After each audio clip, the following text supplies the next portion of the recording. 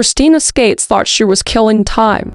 The 23-year-old biology student was scrolling through cemetery records on a quiet afternoon in 2014 when the line 82,483 stopped her call. On that line was a date of death, February 5th, 1975, and beside the date was a name. But it wasn't a name. It just said unknown white female bones. Christina just stared, puzzled. Someone had been murdered, buried without identity, and completely forgotten. As she later put it, quote, "It was in the back of my mind for a couple months, every day thinking this isn't right. This isn't how things should be." What Christina couldn't know was that her inability to let go would set off a chain reaction spanning years and continents. A single college student's curiosity would mobilize internet strangers, expose massive system failures, and ultimately solve a decades-old cold case that stumped police for generations.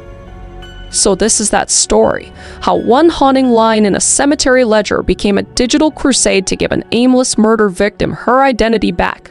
Crime, conspiracy, cults, serial killers, and murder. All things that I love to consume, and I know you do too. You sick, twisted, beautiful, intellectually minded. And today we are doing just that. We are getting into a case that is extremely interesting because my good friends over at Reddit solved a dank old case, and it is an extremely interesting case. So without further ado, let's unbuckle our seatbelts, go Mach 5 down the highway, slam on the brakes, slam on the brakes, and bust through this windshield into this solid gold case together. A discovery in the woods. Christina Skates had always been drawn to mysteries hiding in plain sight. As a biology major at Cleveland State University, she spent her free time tracing family histories and connecting dots across generations. But this wasn't casual hobby work. Christina had developed serious genealogy skills using advanced database searches, DNA analysis, and cross-referencing techniques that would make professional researchers envious. Genealogy just satisfied something in her methodical mind, the puzzle solving, the detective work of uncovering forgotten stories. She'd become known in genealogy communities for her thoroughness, her ability to track down records others missed, and her persistence in cases where the trails had gone cold. But line 82,483 was different, caused the entry appear clinical routine even, because beside the name was unknown white female bones. Most people would have just scrolled past it, but Christina couldn't. The geography of this particular case made it personal to Christina because she had grown up in Strongswell, which was just 20 minutes from where the remains were discovered. So this wasn't some distant tragedy. This was her backyard. Someone murdered, buried nameless and forgotten, just miles from her childhood home. To understand how a murder became a footnote, we need to rewind back to February 15th, 1975, when 3 teenage boys were exploring the Long Rocky River in Millstream Run Reservation when they made a grim discovery. Scattered among the winter debris were partial skeletal remains, clearly human and clearly old, or that's what they thought. The boys would call the police eventually. It took them a minute, but whether they were scared of admitting it to their parents or they were just scared in general, we won't know, but they did end up calling the police. The excavation that followed yielded more questions than answers, but the skull told the story because there was a .24 caliber bullet lodged in the left temple. On February 12, 1975, the death was ruled a homicide. But the skeleton was incomplete, weathered by months of exposure, and animal scavenging had scattered bones throughout the woods, so crucial pieces were entirely missing. The jawbone was completely gone, along with most of the teeth. There were only 5 left, plus 1 unerupted wisdom tooth. The age estimate was about 20, but without the completed remains, that was even educated guesswork. Investigators knew they had a young white woman murdered and dumped along Rocky River, and someone had executed her with a single shot to the head, then abandoned her body in the woods. But without identification, without family coming forward, the case grew cold fast. A case gone cold. The investigation tried everything 1975 had to offer. They even compared the skull to photos of Patty Hearst. She was actually making headlines at the time, so the police just thought, most famous person in the United States right now that's not even near this location. Maybe it's Patty Hearst. You know, they're kind of crossing their fingers that they could solve one of the biggest cases in the United States at the time. But alas, the dental records did not match, and it was just far-reaching anyway. They couldn't find a match, no missing persons reports fit with this case, and no families claimed her. So on May 15th, 1975, 3 months after discovery, the unidentified remains were buried in Potter's Field at Memorial Gardens Cemetery. A Memorial Gardens cemetery was basically where bodies that were unclaimed went, and her headstone was unmarked and unremarkable. There was no grieving family, no friends, just another unclaimed body in an anonymous section reserved for those with nowhere else to go. That cemetery entry would be what caught Christina's attention all those years later. Unknown white female bones. Someone was looking for her once again. But since 1975, years had passed and the case files just gathered dust, detectives retired, and evidence was just boxed away. The young woman murdered along Rocky River became truly forgotten, existing only in that ledger. The digital crusade. In 2014, Christina decided to do something about it. Christina's biology training had taught her to question, to dig deeper when something didn't add up, and her genealogy hobby had shown her how to research, how to connect seemingly unrelated information. Her naturally inquisitive personality, what friends called her amateur detective streak, wouldn't abandon someone so completely forgotten by the system meant to protect them. Staring at the cemetery entry, Christina had no idea she was about to trigger a chain of events that would captivate online communities, engage professional forensic artists, expose system-wide failures, and give a name back to someone erased from history for 44 years. Christina made the decision that would consume the next several years of her life. An unknown white female bones would get her name back because of it. She started where any good researcher would, the newspaper. Hours at local libraries, hunched over microfiche machines, scrolling through decades-old archives. She searched for any mention of the February 1975 discovery along the Rocky River, just hoping contemporary coverage might reveal details missing from official reports. But what she found was worse than silence. There was virtually nothing. A young woman murdered, remains discovered by children, and it barely rated as a news brief. In 1975, this case was treated as just another Jane Doe, another unidentified body worth little public interest. Without media coverage, there would be no public awareness at all. No tips, no pressure on investigators. The young woman had been forgotten by the press as thoroughly as by the system. Next came the police departments, and Christina called everyone: the Cleveland Police, the Akron Police, the Cuyahoga County Sheriff's Office. She hit wall after wall. Some departments had no records at all. Others had incomplete files, but most simply told her old case information wasn't public, or she'd need formal requests, which would take weeks or even months. The digital age had just spoiled Christina, and here was a decades-old murder with no apparent ongoing investigation. Yet accessing basic information required navigating bureaucracies that seemed designed to discourage inquiry. She was actually starting to learn why so many cold cases stayed cold. Institutional barriers can be as formidable as investigative challenges. A breakthrough in protocol. Then she caught her first break. Lieutenant Dawn Sylvius of Cleveland Metroprax Police was different.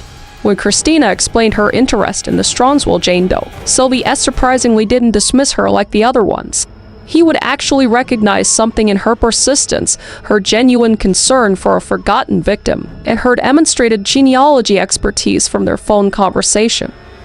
Sylvius would do something extraordinary. He gave Christina copies of the original case files, crime scene photos, forensic reports, investigative notes that hadn't seen daylight in decades. This was not standard procedure. You know, just ask the police, hey, can I have some fucking crime scene photos? And they give it to you. Sharing active case files with civilian researchers broke protocol, but Sylvius saw an opportunity. If Christina's genealogy skills and online networks could generate new leads on a stone-cold case, why not take a chance? Those files would change everything. The photos were haunting: images of the muddy skull discovered by 3 teenagers, forensic shots of the bullet in the temple, and documentation of scattered remains. This wasn't just a cemetery ledger entry anymore. This was a real person who'd suffered real violence. Christina was staring at the evidence now. She would work on it for a while by herself, but she would start to hit a wall. She had taken her solo investigation as far as possible, so she needed help. She needed to get other eyes on this case, the kind of collective intelligence only a community could provide. Mobilizing the internet. That's when Christina turned to Reddit. Shout out to Reddit. She would choose Run Solve Mysteries, a community of over 400,000 members dedicated to cold cases and missing persons. I have spent many an hour on this subreddit, and the people in it are awesome. She would actually use the username KallMeKris. Your name's Christina. My name's Christina. I said KallMeKris. She said KallMeKris. I don't know. I feel like we need to be friends anyway. Christina would share everything, the cemetery record that started it all, details from Sylvia's case files, crime scene photos, her theory that this case had fallen through the cracks, and more. The response was immediate and overwhelming. Christina would say, I posted on Reddit because I figured other people could do more than I could at that point. She was right. The community was fascinated, but not for the typical true crime reasons. As Christina noted, people were actually interested in the case because they were amazed that there wouldn't be something in a database. These were just armchair detectives seeking entertainment.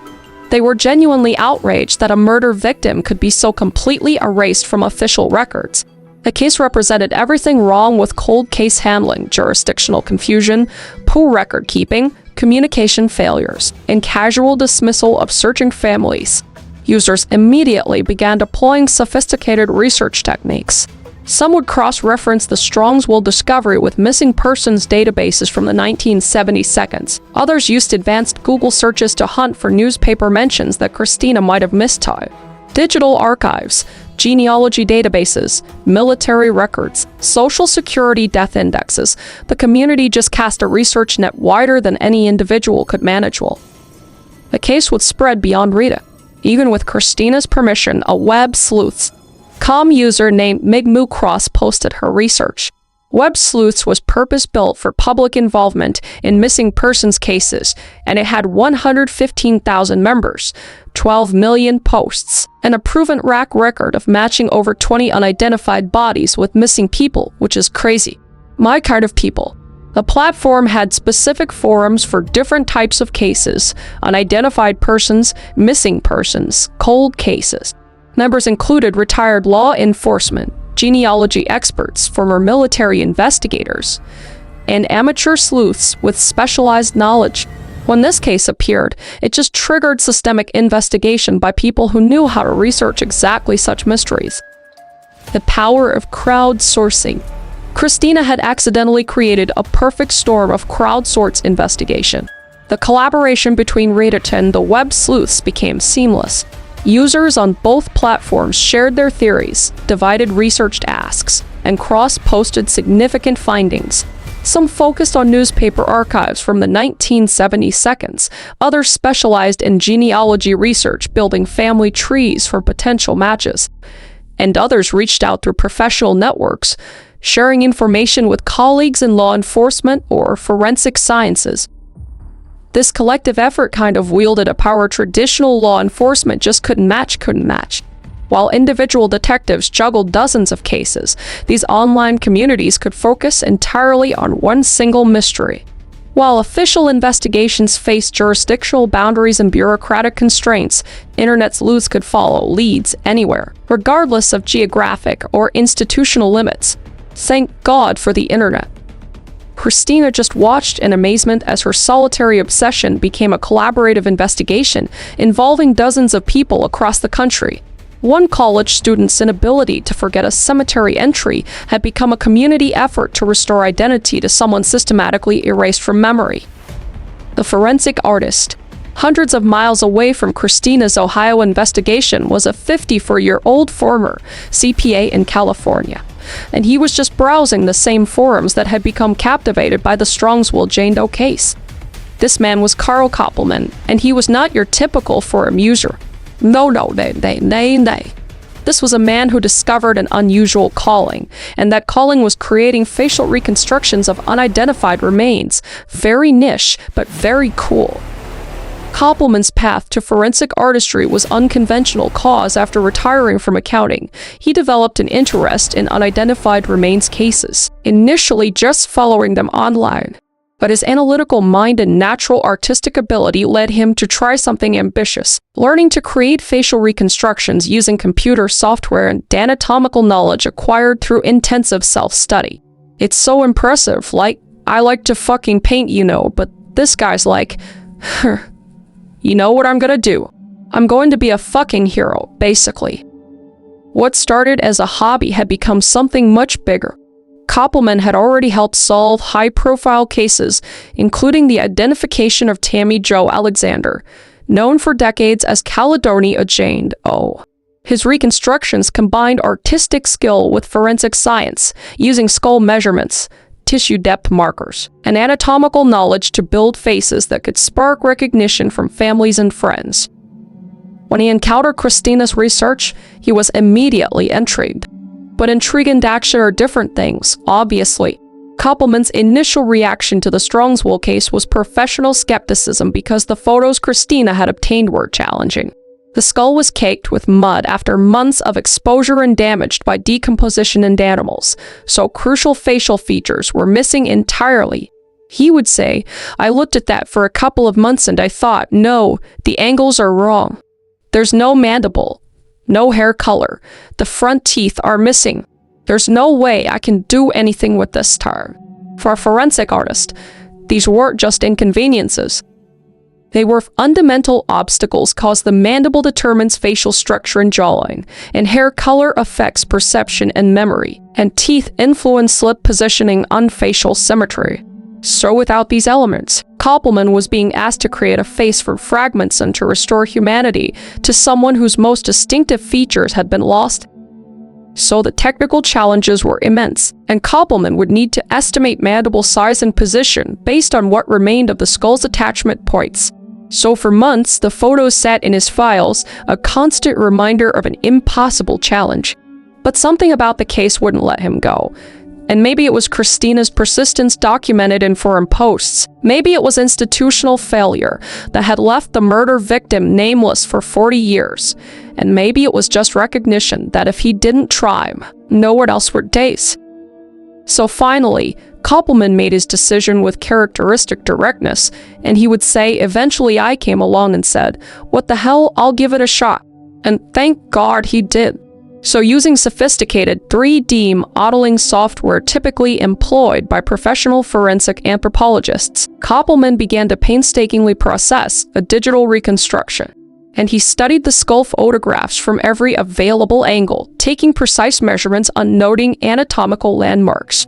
And using tissue depth data from the FBI's forensic database, he calculated how flesh would have sat on the bone structure, which is again just like crazy that people can do this. But anyway, so the missing mandible was the one that required educated guesswork based on skull proportions on attachment points. And KallMeKris studied similar cases and consulted anthropological references and made careful estimates about jaw size and position. And for the missing teeth, he estimated lip positioning based on remaining dental structure. Remember, she had 5 teeth left, so not a lot to work with this. And the hair presented another challenge. With no DNA to indicate color or texture, KallMeKris chose a neutral brown that wouldn't bias recognition one way or another. So the goal was creating a face people could see as their missing loved one, regardless of specific details that might have changed. So using digital reconstruction techniques and years of studying facial anatomy, KallMeKris began rebuilding a face from the damaged skull in those muddy crime scene photos. And the result was remarkable because despite limitations, KallMeKris had created a facial reconstruction that looked like a real person rather than a medical illustration. And the digital artwork showed a young woman with soft features, kind eyes, and an approachable face, someone who could have been anyone's daughter or sister. So for the first time in over 40 years, the Strongswell's Jane Doe had a face people could connect with emotionally. But creating the reconstruction was only half the battle. The real challenge was getting it before the right people, and those people were investigators and family members who might recognize those carefully reconstructed features. And this is where Christina's internet community proved invaluable, because the facial reconstruction spread across Reddit, web sleuths, and other platforms, reaching thousands who might have information.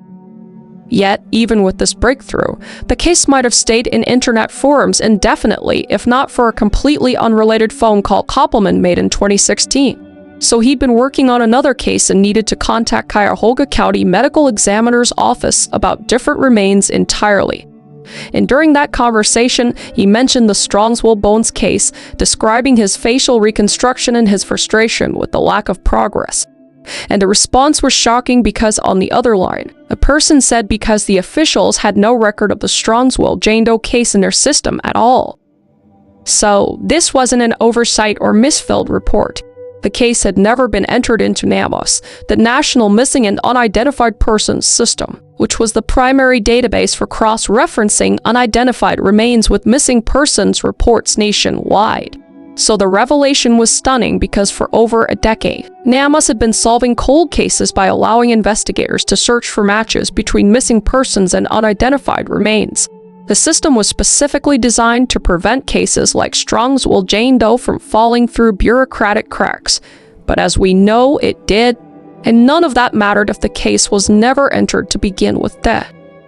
So it all ended up being a simple clerical error, likely a spelling mistake or a jurisdictional confusion from the 1972, and it had prevented this murder victim from being included in modern tools designed to identify her. So the discovery exposed systemic failure beyond one tragedy and how many other cases were lost to similar errors, and how many families were still searching for missing loved ones whose cases had never made it into databases that could provide answers. But once discovered, correcting the error was pretty straightforward, and the Strongswell Jane Doe case was finally entered into NamUs, complete with KallMeKris's facial reconstruction and all the forensic details gathered over decades. So for the first time since 1975, this person, this victim, was officially part of the system designed to help identify her. And the impact was almost immediate. So in December of 2016, Sergeant Jeff Smith of Akron Police was conducting routine NamUs database searches when he came across the newly entered Strongswell case and something caught his attention: the age estimate, the time frame, and the location. So Smith began cross-referencing with missing persons reports from the same period looking for potential matches.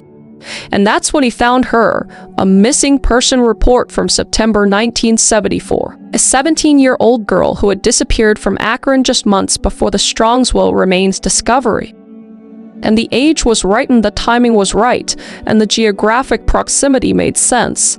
But what really convinced Smith he might have found a match was KallMeKris's facial reconstruction. Because when Smith pulled up the missing person photo and compared it to the digital artwork, the resemblance was unmistakable, which is wild, especially based off of how little evidence he had to work off of. And KallMeKris's reaction when he saw the photograph for the first time was immediate and definitive, and he would say she looked like my drawing. So after months of painstaking work reconstructing a face from fragmentary remains, and after years of the case languishing in digital obscurity, the breakthrough had finally come, and the forgotten murder victim finally had a name. And that name was Linda Marie Pagano. So at this point, having a potential match was one thing. Proving it scientifically was another thing entirely. So what followed Sergeant Jeff Smith's discovery would require months of legal consultations, forensic planning, and scientific precision to finally answer questions that had haunted a family for over 4 decades. And this was nothing less than the resurrection of Linda Marie Pagano, both literally and figuratively. So the first step was dental records, because Linda's 1970 for missing persons file included dental record charts from regular checkups and detailed records documenting her teeth's unique characteristics. When investigators compared these to the Strongswell Jane Doe's remaining dental structure, they found promising similarities. But as we know, the skeletal remains were incomplete and only 5 teeth plus 1 unerupted wisdom teeth were available for comparison. So while encouraging, the dental evidence wasn't conclusive enough for definitive identification. So for that they needed DNA. So obtaining DNA samples meant exhuming remains buried in an unmarked grave for over 40 years. So in October of 2017, the investigators returned to Memorial Gardens Cemetery with court orders and ground-penetrating radar from the University of Akron. And the technology would let them conduct magnetic surveying of Potter's Field, searching for the exact 1975 burial location among dozens of unmarked graves. Very difficult. And the exhumation proved more challenging than anticipated because Potter's Field is notoriously difficult because with the minimal record keeping, graves were poorly marked or just not marked at all. So the first attempt yielded wrong remains entirely, and it was just another stark reminder of how easily the dead were forgotten, especially when the proper documentation was lacking. But with multiple attempts and careful surveying, they were finally able to find the correct location, and they were able to successfully exhume the remains buried as unknown white female bones in 1975. So once recovered, samples were extracted and sent to the University of North Texas DNA Laboratory for forensic identification. The lab would conduct mitochondrial DNA testing, comparing genetic materials from the remains with cheek swabs from Linda's surviving siblings. And this type of DNA is ideal for degraded remains, cause it's more stable than regular DNA and passed through the maternal line, so perfect for sibling comparisons. So while science was working, investigators pieced together who Linda Pagano had been in life. So born April 11th, 1957, Linda was the youngest of 3 children, and friends and family called her Mitch, short for midget, a playful reference to her petite stature, which is not okay to say now, but that's what they called her. It's not me saying it, it's what they called her. On Mishtar. It was a different time and it's terrible.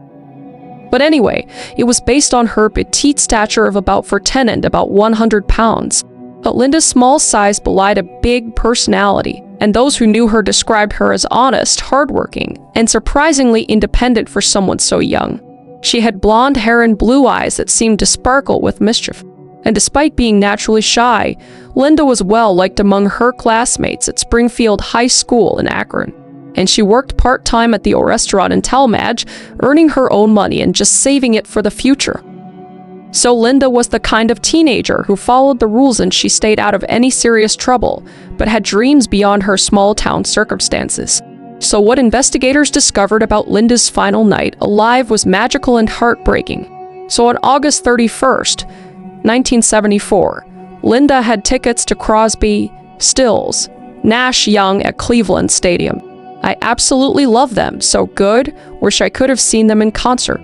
But it was one of the biggest concerts of the year. It was 3 hours of music, 26 songs, and 2 encores. And the crowd of 80,000 was electric, and Linda was having the time of her life. And the final song of the evening was Ohio, Neil Young's haunting tribute to the Kent State shootings just a few hours away from Cleveland Stadium. And the irony in that would become heartbreaking as Linda Marie Pagano's final night alive ended about a song about young people dying in Ohio. And within 12 hours, she would become another Ohio tragedy. So Linda was particularly close to her mother, and her relationship with her stepfather, Byron Claflin, had always been tense because Claflin was a strict disciplinarian with a volatile temper, especially when he'd been drinking. And as Linda approached 18, the household tensions were escalating, and she was starting to assert independence that Claflin saw as defiance. So the last weekend of August 1970 started ordinary for Linda. She had tickets to her favorite band, and she drove there with her prized gold Mustang she saved up to buy. And she would pick up her boyfriend, Steve Wilson, along the way and her friends. So they would all go to the concert and enjoy it. And as one friend later recalled, Linda seemed on top of the world. But the evening would run late, and the concert didn't end until after 11 p.m. And then there was traffic, dropping all friends in the drive back to Akron. So Linda didn't return home until about 4 p.m. on September 1st. And her father, Byron Claflin, was waiting for her. Claflin was a bartender with a reputation for heavy drinking and a temper, as we know, that made him unpredictable when angry. And he'd been drinking that night, stewing over Linda's absence, working himself into a rage about her independence and perceived disrespect. And the argument that followed was heated and final. And in his fury, Claflin threw Linda out of the apartment, telling her to never come back. And those were the last words anyone would officially hear Linda Pagano speak. And after that night, Linda was reported missing September 2nd of 1974, just one day after the confrontation. And she had nowhere to go, no money beyond what was in her purse, and few options for someone her age in 1974. And unlike today, no cell phones to track, no social media to monitor, no digital footprint providing clues. So Linda Pagano had simply vanished, and despite her family's efforts, she remained missing for 44 years. As we know, Byron Claflin, the last person to see Linda alive, remained a person of interest until his death in 1990, though never charged with any crime. So he took whatever knowledge he had about Linda's fate to his grave, and the investigation always suspected Linda's disappearance connected to that final argument, but without a body, evidence, or witnesses. Nothing could be proven in court. So flash forward to 2017 again with the DNA matches going on. So if the Strongswell remains were Linda's, the mitochondrial DNA would match exactly. But the test had limitations because mitochondrial DNA is less discriminating than nuclear DNA, because thousands of people might share the same mitochondrial profile. So the test could rule Linda out definitively if it didn't match, but a positive match would only indicate family relationship, not absolute identification. Unfortunately, in Linda's case, other evidence supported the DNA match, the age, height, timing, and geographical proximity all aligned. So when combined with that positive mitochondrial DNA result, investigators had scientific confirmation of what Carl Koppelman's facial reconstruction had suggested months earlier. So on June 29, 2018 now, those questions finally received their scientific answer, and the DNA results from the University of North Texas came back with a definitive confirmation. And the remains discovered by 3 teenage boys along Rocky River in 1975 were indeed Linda Marie Pagano's. So after 44 years, the girl thrown out of her home after a late night had finally been found. And Christina Skates learned the news while gaming at home, receiving a phone call that validated years of obsessive research and sleepless nights wondering about a forgotten murder victim. And as she later described her reaction, quote unquote, "I got choked up when I got the news. I can't even imagine like just doing a hobby, like to look for somebody's name that just got forgotten by bureaucratic bullshit, and then being able to solve the case with the help of so many people. Like, that's just amazing. It's amazing to me." So the cemetery ledger entry that had haunted her for months finally had resolution, and unknown white female bones now had a name, family, and people who never stopped loving her. And the official announcement came July 12, 2018, at a press conference marking the end of one of Ohio's longest-running Jane Doe cases. Linda Marie Pagano was no longer a mystery. She was a murder victim who deserved justice, and her case immediately transferred to the Cleveland Metroplex Police as an active homicide investigation. So for Michael Pagano, Linda's brother, who had called the police in 1975 only to be dismissed, the confirmation was overwhelming. Because back in 1975, Michael heard about the remains that were found and he thought they were his sisters. But the police just said, no, it doesn't sound right. And the case was, as we know, filed away and forgotten. So I can't even imagine the relief her brother has felt, and also just the betrayal at the same time. But what he said about the case was, "I thought I was in a dream. I thought I would never see this. I thought this day would never come. I thought I would die wondering. I am amazed how this came to light like it did." So the man who had spent over for decades wondering what happened to his little sister finally had his answer. And Michael made sure to meet Christina Skates in person to thank the young woman whose curiosity and persistence had accomplished what the official system failed to do for nearly half a century. And it was a meeting between strangers whose lives had been connected by tragedy and determination, and recognition that sometimes the most important justice work happens outside official channels designed to provide it.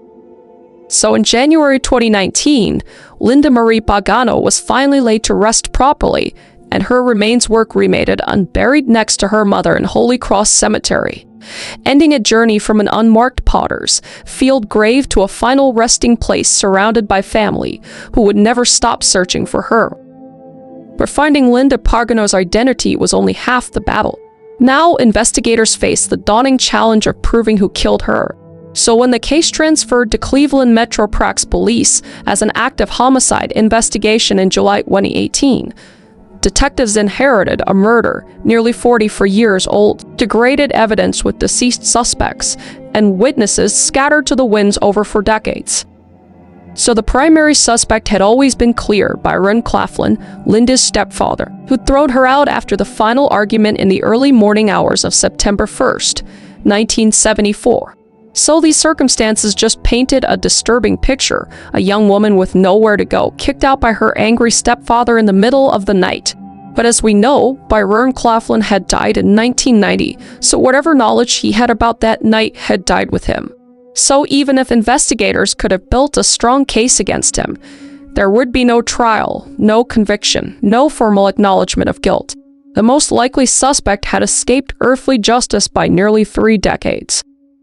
But the other key figure was Linda's boyfriend, Steve Wilson, because he had also vanished from the official record.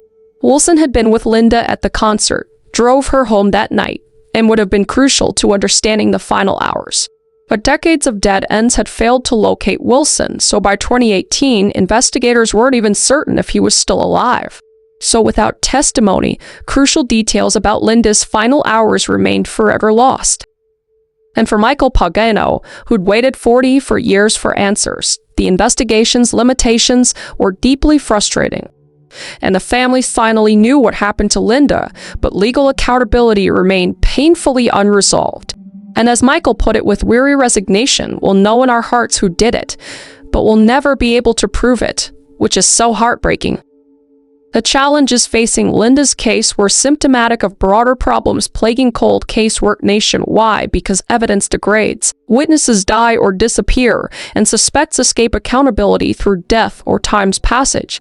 But Linda's case also exposed systemic failures beyond normal cold case difficulties, and the clerical error that kept Linda's case out of the national database for over a decade raised troubling questions about the entire missing persons system. How many families were waiting for answers, prevented by similar bureaucratic failures?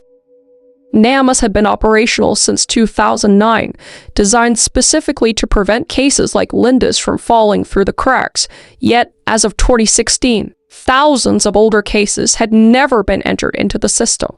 So if a spelling mistake or jurisdictional confusion could erase a murder victim from identification systems, how many other Linda Pagan no-S were buried in unmarked graves, lost to administrative incompetence rather than investigative limitations?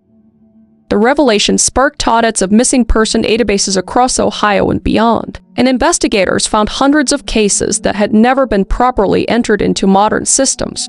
And Jane and John, does from 1972 and 1982 who'd been forgotten, not because they were unsolvable, but because they'd never been digitized or cross-referenced with missing person reports.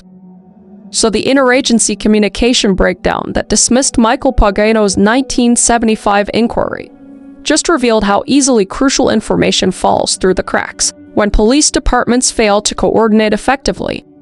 And Akron police, who took Linda's missing persons report, apparently never received proper notification about Strongswell's remains discovery, or if they did, the information was never processed or cross-referenced. In the pre-computer era, a 20-mile jurisdictional gap might as well have been 2,000 miles. So it took a volunteer forensic artist working from his home computer to finally give Linda a recognizable face. Technology that cost thousands of dollars in the 1970s was now accessible to dedicated amateurs with modern software and internet tutorials.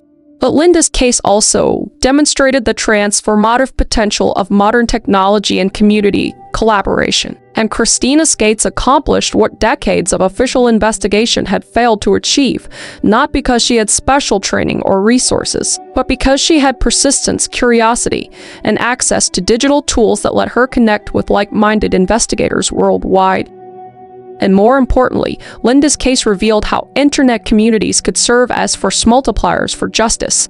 The collective intelligence of Reddit and web sleuths users provided research capacity that no individual detective could match, because when hundreds of people could simultaneously research different aspects of the case, cold cases that had been dead for decades suddenly became solvable. So Christina's approach became a model for responsible amateur investigation because she'd been meticulous in research, respectful, and careful to verify information before sharing publicly.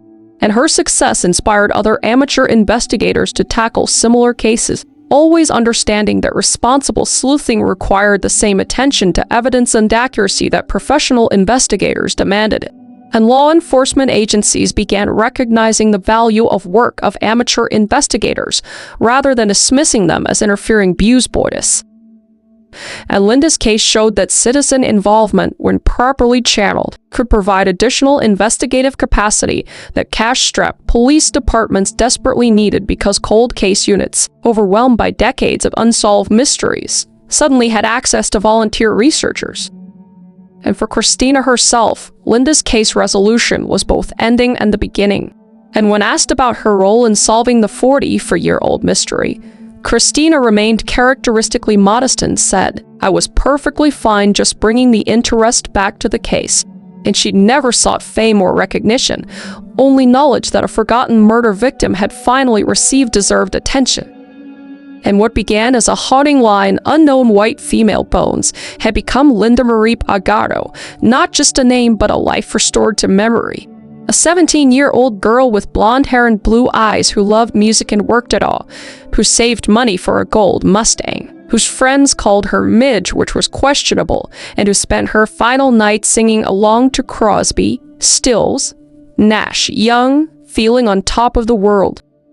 So the faceless victim had become someone's daughter, someone's sister, someone who mattered. And Christina and Carl Koppelman and all the other researchers accomplished something remarkable. And somewhere today or tonight, other families are still searching, and other victims wait in unmarked graves for someone who won't give up and someone who believes every person deserves to be remembered by name, and every person deserves to come home. And that is it for today's case. I think it is incredible what Christina and Carl were able to accomplish along with everyone else involved. I think it's so wonderful that Linda was able to be put to rest and her family was able to breathe a sigh of relief, even though they weren't able to get the justice they deserve. But I just think it's pretty amazing. And obviously, there's a responsible way to go about it. I'm not saying go solve cold cases, do it, but I think it's important to talk about cold cases and the potential to solve them. Yeah, let me know what other cold cases you want me to go over, ones that haven't been solved yet. I think that's really important. And until next time, I will see your beautiful face. Alright, bye.